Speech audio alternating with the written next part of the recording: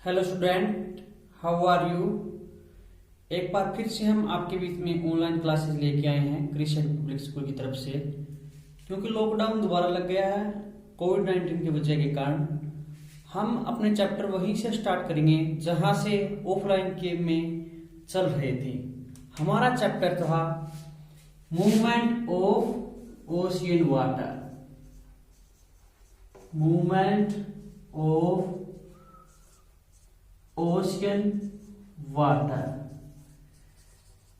इस चैप्टर में हम स्टडी कर रहे थे ओशियन वाटर के मूवमेंट में। ओशियन वाटर में मूवमेंट होती रहती है। Ocean water never remain stationery, it is dynamic and further is moving on day, night, 24 hour and 365 days in a year and billion of year further water is flowing। लगातार ocean का water दिन रात 24 घंटे 365 दिन moving करता रहता है एक प्लेस से दूसरे प्लेस की ओर। इसके मूविंग को इफेक्ट करने के लिए मेन जो इसके फिजिकल फीचर है, इनमें फर्स्ट है temperature. Physical features those are affected to ocean water. कौन कौन से है? फर्स्ट है इसमें टेम्परेचर। सेकंड है salinity. Temperature, salinity, density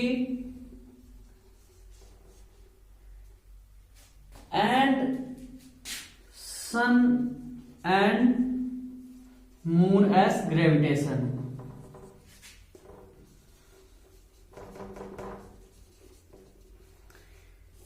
in सभी फैक्टर्स के कारण हमारा ओशियन का वाटर है उसमें मूवमेंट होती है।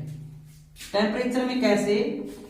लो टेम्परेचर से हाई टेम्परेचर की ओर वाटर फ्लो करेगा।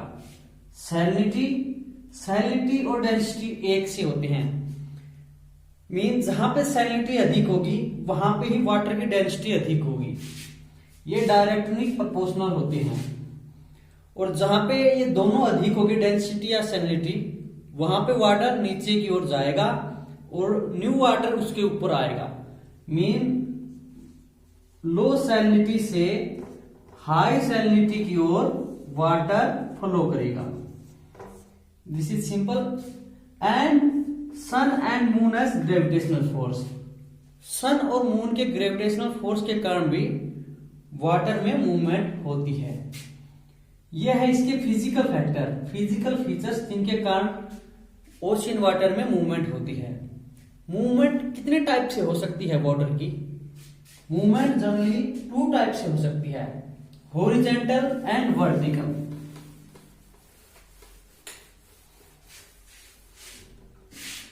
एक तो होगी vertical movement of water.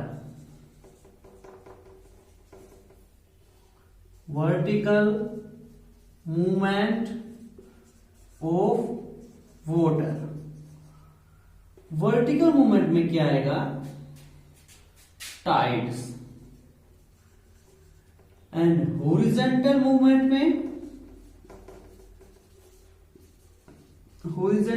Of water में आएंगे currents,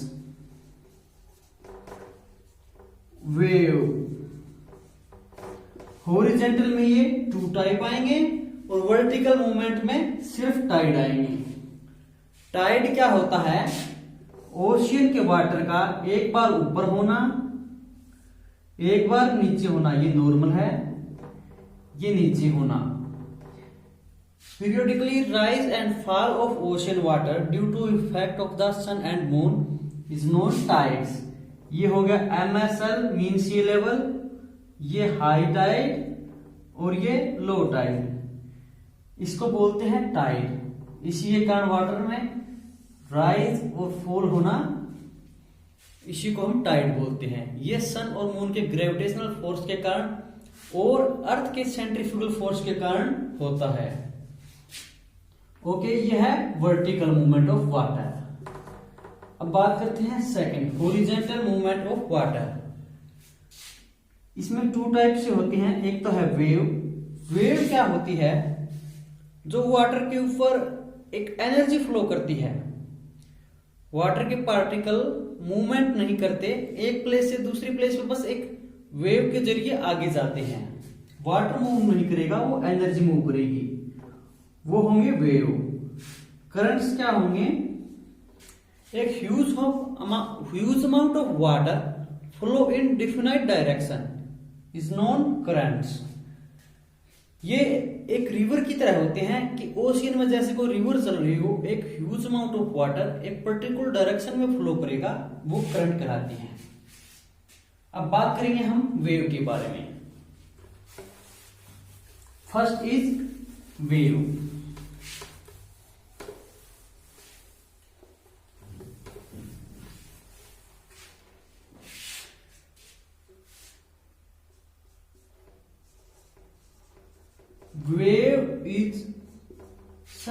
Wave is energy not such as a water। Water में मूवमेंट नहीं होती, ये एनर्जी होती है जो ओशियन के सरफेस पे एक प्लेस से दूसरी प्लेस पे जाती है। जैसे सर्फिंग बोर्ड पे एक सर्फिंग करता हुआ वो वेव के ऊपर सर्फिंग करता है, ना कि वाटर के ऊपर। वाटर तो उसी स्थान से अप होकर वहीं पे नीचे गिर जाएगा, फ्लो हो जाएगा। और इसमें क्या होती है? एनर्जी फ्लो करती है, एनर्जी फ्लो। वाटर फ्लो नहीं करता। और इसको एनर्जी कहां से मिलती है? Wind provides this energy. Wind इसे ये एनर्जी देती है। एक स्थान से लहर उठ गई, वेव उठ गई, फिर वो वापस नीचे गिरेगी, फिर वो वापस उठेगी, गिरेगी, फिर वापस उठेगी। इस प्रकार से वेव चलती रहती है। वाटर गिरेगा, यहीं पे आके वापस गिर जाएगा। इसको बोलते हैं ट्रफ राइजिंग,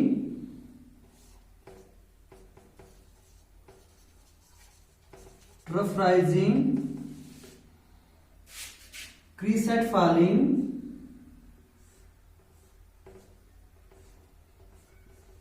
क्रीसेट फॉलिंग, और इसकी जो यहां पे हाइट होगी इसको बोलेंगे वेव हाइट।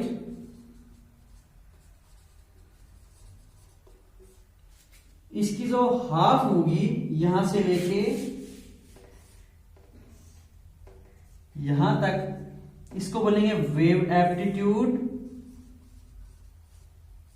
वेव एम्पलीट्यूड या एम्पलीट्यूड। और यहां से यहां तक जब एक सक्सेसिव साइकिल होगी एक सेकंड में, इसको बोलेंगे वेव फ्रीक्वेंसी, जिसमें एक तरफ राइजिंग और एक क्रीसेट फॉलिंग होगा, एक सक्सेसिव यहां से लेकर यहां तक वेव फ्रीक्वेंसी। और इसमें जितना टाइम लगेगा उसको बोलेंगे वेव पीरियड। और जो इसकी स्पीड होगी वो नोट्स में मेजर की जाएगी। ओके, इसके बारे में इतना ही। अब दोबारा इसी पे आते हैं, वेव पे। एनर्जी मिलती है विंड से और सोर लाइन पे जाके एनर्जी को रिलीज कर देते हैं। ये होगी वेव। अब बात करते हैं टाइड्स के बारे में। अब हम बात करते हैं टाइड्स के बारे में। टाइड्स के बारे में जैसा कि हमने बताया था, ओशियन के वाटर का लेवल अप होना और लो होना टाइड कहलाता है। Periodically rise and fall of the ocean water once and twice in a day due to attraction of sun and moon is known tides. ये हो गया राइज, ये होगा मीन सी लेवल और ये हो गया लो टाइड। इसको बोलेंगे low tide, MSL mean sea level, HT high tide. जब मैक्सिमम हाई टाइड आता है तो वाटर लेवल यहां तक हो जाता है, और लो टाइड आता है तो वाटर लेवल यहां तक आता है। और मीन सी लेवल, दोनों के जो मीन होता है उसको हम मीन सी लेवल बोलेंगे। दोनों को जोड़ के 2 से डिवाइड करने पर हमें मीन सी लेवल मिलेगा। कोई भी हमें हाइट मापनी हो वो जनरली MSL से मापी जाती है। जैसे कि हमारी जो माउंटेन है, जो हमारे प्लेस की एल्टीट्यूड है, फतेहाबाद की एल्टीट्यूड है, हिमाचल का एल्टीट्यूड है, वो हमेशा मीन सी लेवल से ही होगा। और ये किस किस कारण होता है, इसके मेनली 2 फैक्टर हैं, सन एंड मून का ग्रेविटेशनल फोर्स और अर्थ का सेंट्रीफ्यूगल फोर्स। इसके कारण वाटर का लेवल अप और डाउन होता है। सन एंड मून का ग्रेविटेशनल फोर्स, ग्रेविटेशनल फोर्स क्या होता है? कुछ समय पहले तक यही हम अनुमान लगाते थे हमारे वैज्ञानिक ज्योग्राफर कि सन और मून के कारण इसमें इफेक्ट पड़ता है वाटर लेवल में, लेकिन वास्तविकता हमें नहीं पता थी। सन 1687 में सर आइजैक न्यूटन ने ग्रेविटेशनल फोर्स का सिद्धांत दिया था, जिसमें क्या था, ग्रेविटेशनल फोर्स बराबर में equal to distance, mass divide by distance. अगर किसी बॉडी का मास अधिक है और उसका डिस्टेंस भी अधिक है तो उसका ग्रेविटेशनल फोर्स कम होगा। ये इसके डायरेक्टली प्रोपोर्शनल है, डिस्टेंस इसके इनवर्सली प्रोपोर्शनल है। तो हमारे सन का एरिया तो बहुत अधिक है, लेकिन डिस्टेंस अधिक होने के कारण उसका ग्रेविटेशनल फोर्स कम है मून के मुकाबले में। सन रेशियो मून, अगर इनके ग्रेविटेशनल फोर्स की बात करें तो सन का ग्रेविटेशनल फोर्स 5 है और मून का ग्रेविटेशनल फोर्स 11 है। अगर टाइड्स में सबसे ज्यादा किसी का इफेक्ट होता है तो वो है मून, मून के बाद में सन और सन के बाद में centrifugal force of the earth. ये है न्यूटन का लॉ, सर आइजैक न्यूटन ने 1687 में बताया था, मास डिवाइड बाय डिस्टेंस। जनरली इसमें प्योर साइंस आती है जियो में। अगर हम इसको एग्जांपल में बताने लगे तो हमें ग्रेविटेशनल फोर्स दिखाई ही नहीं देगा। अगर कोई फल हमसे गिरता है तो उसका ये क्या कारण होता है कि ग्रेविटेशनल फोर्स के कारण ही गिरता है, उसी को लॉ ऑफ न्यूटन बोलते हैं। इसके बाद में हम बात करते हैं सेंट्रीफ्यूगल फोर्स के बारे में। अर्थ अपने एक्सिस पे रोटेट करती है और रोटेट होने के कारण जब सेंट्रीफ्यूगल फोर्स जनरेट होता है उससे भी ओशियन के वाटर में मूवमेंट होती है। आपकी बुक में एक डायग्राम भी दे रखा होगा। अगर मून इस साइड है, मून छोटा सा होगा जनरली, तो ये है मून, जब अर्थ के साइड में हो तो यहां पे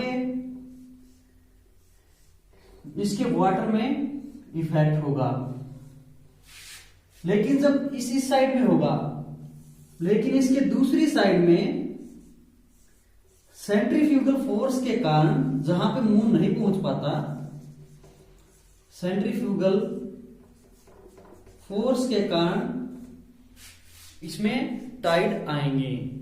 यह इसके 2 रीजन। ओके, टाइड और एक है इसमें टाइडल करंट। टाइडल करंट्स क्या हैं? जब टाइड के कारण वाटर 2 आइसलैंड के बीच से,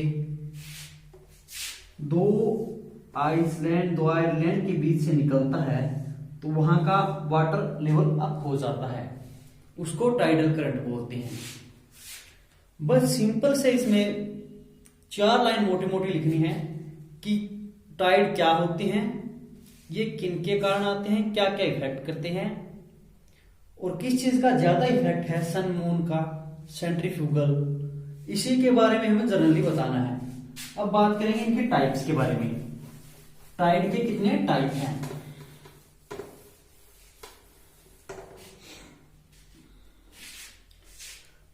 टाइप्स ऑफ टाइड।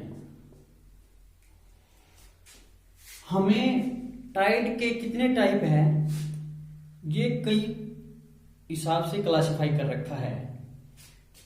फ्रीक्वेंसी के अकॉर्डिंग,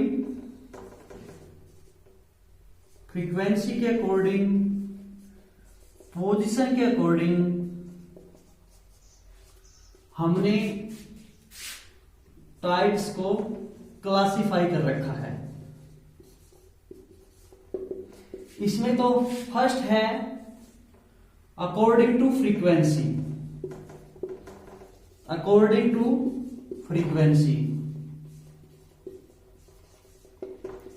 फ्रीक्वेंसी के अकॉर्डिंग हमने टाइड्स को 3 टाइप में डिवाइड कर रखा है।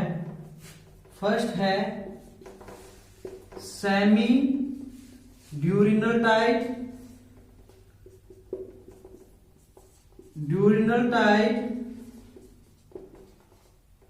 और थर्ड आता है हमारा mixed Tide.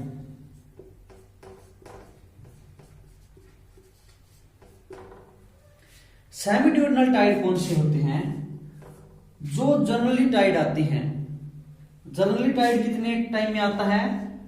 6 our 13 minute. 6 our 13 minute में एक हाई टाइड आएगा, इसके बाद में लो टाइड आएगा, इसके 6 आवर 13 मिनट बाद में फिर दोबारा हाई टाइड आएगा। मीन इतना डिफरेंस होता है। उसके बाद में हाई टाइड आएगा, उसमें लो टाइड आएगा, उसको बोलते हैं semi diurnal Tide. Diurnal Tide ये 12 आवर में आता है। 12 घंटे बाद हाई टाइड आएगा, फिर एक लो टाइड आएगा, दिन में एक टाइड हाई आएगा, एक टाइड लो आएगा 12 आवर के बाद में। मिक्स टाइड में क्या होगा? इसमें टाइड मिक्स आएंगे, कभी हाई टाइड आ गया, कभी लो टाइड आ गया, इसमें मिक्स रूप में आएंगे, उसको बोलते हैं मिक्स टाइड। सेकंड में इसमें क्लासिफाई कर रखा है पोजीशन के अकॉर्डिंग।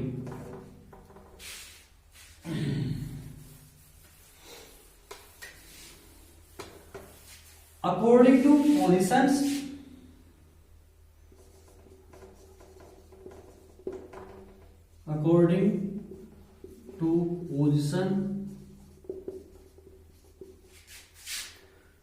we classify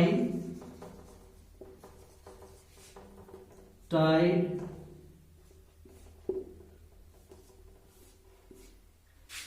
इसमें फर्स्ट है सप्रिंग टाइड।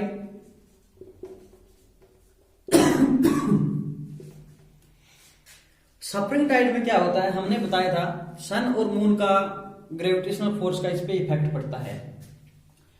हम बात कर रहे हैं पोजीशन के अकॉर्डिंग टाइड्स के टाइप। तो पोजीशन में क्या क्या होगा? अगर ये हमारी अर्थ है, ये मून है, थोड़ा इसका और बड़ा बनाना पड़ेगा, ये हमारी अर्थ हो गई, ये इसके चारों ओर चक्कर लगाता है, वो है मून का ये पाथ है, और यहां पे है सन।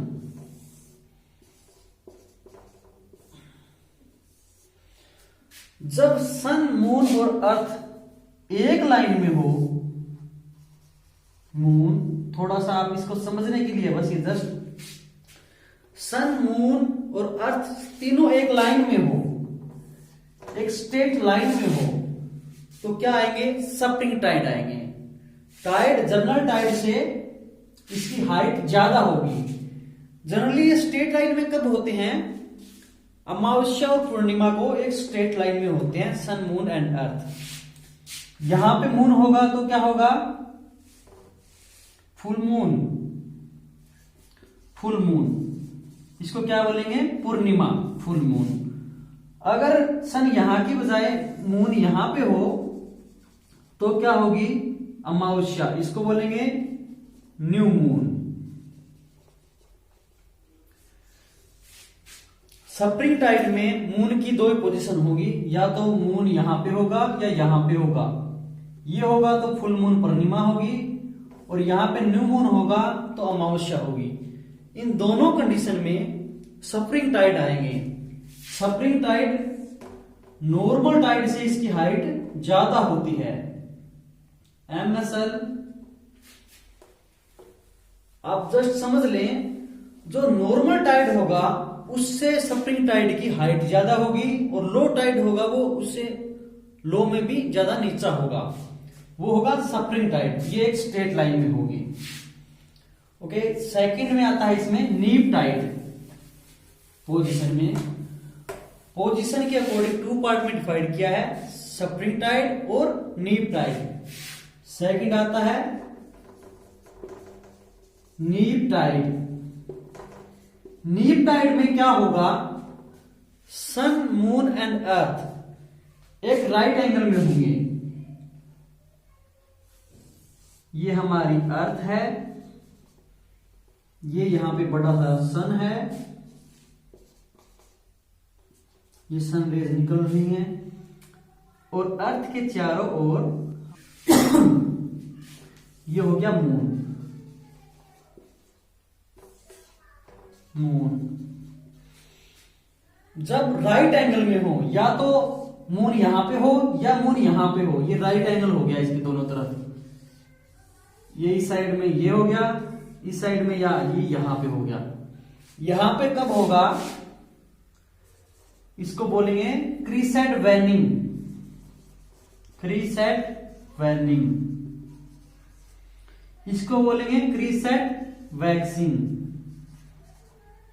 आपने पढ़ा होगा ये तो 8th 9th क्लास में ये आता है, सोलर इक्लिप्स, मूनर इक्लिप्स में सन और मून, इसको बोलते हैं हमारे गांव की लैंग्वेज में सातम आठम। यहां पे इस समय ये राइट एंगल में होंगे। तो तब क्या होगा? टाइड है जो नॉर्मल टाइड से और लो टाइड होगा। देखिए इसमें क्या होगा, जो नॉर्मल टाइड आता है उससे कम टाइड होगा।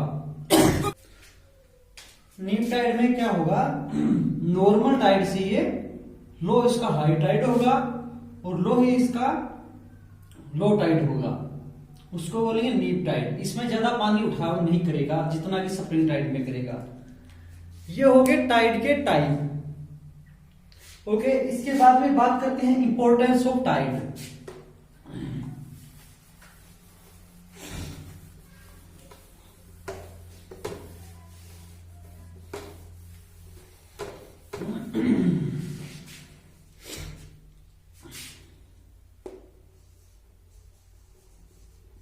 Importance of tides.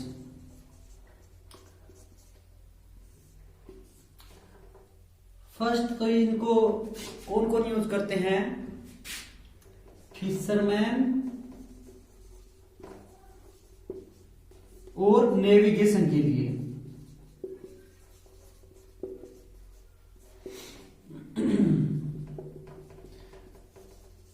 Hydro electricity के लिए इनका यूज होता है। इनकी मेन कंट्री कौन कौन से हैं? Japan, America, England, France.